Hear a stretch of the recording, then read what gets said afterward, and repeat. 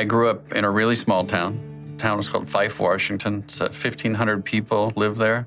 My mom was a second-grade school teacher. My dad was a mechanic. He owned a gas station and a garage. I went to work for him when I was 13 years old working on cars. And I really didn't know what I wanted to do with my life. But I knew I wanted to play football, and so college was great because I could play football, but it had to be a smaller school because I wasn't that big and that fast. And so I applied to Chico State, California. It's the only college I applied to. I figured it's warm and it had a reputation as a party fun school and was a small enough school I could play football. And the only problem was I didn't get accepted.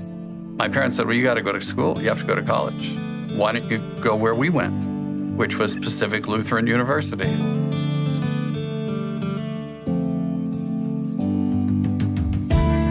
My freshman year at PLU, I really tried my best to turn it into Chico State, California. So I finished my freshman year with a 2.3 GPA and a D in a religion class.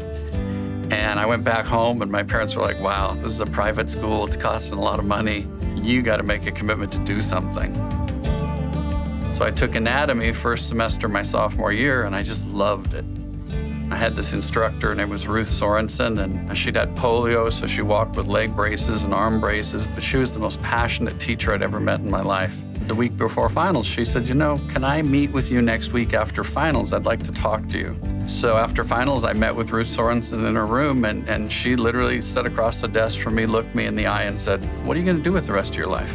I think there's a lot more potential in you than you think there is. And she made an appointment with pre-med, pre-dent advisor, whose name was Harold Laris. I sat down with Ruth Sorensen and Harold Laris, and 15 minutes later, I decided, you know what, I'm gonna be a dentist.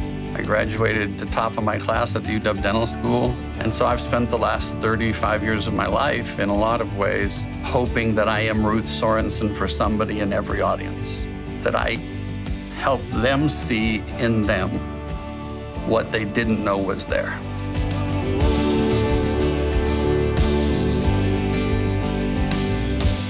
And when you help them see what's right in front of their face, and all of a sudden the pieces come together, and they go, oh, wow, I can't believe I never saw that before.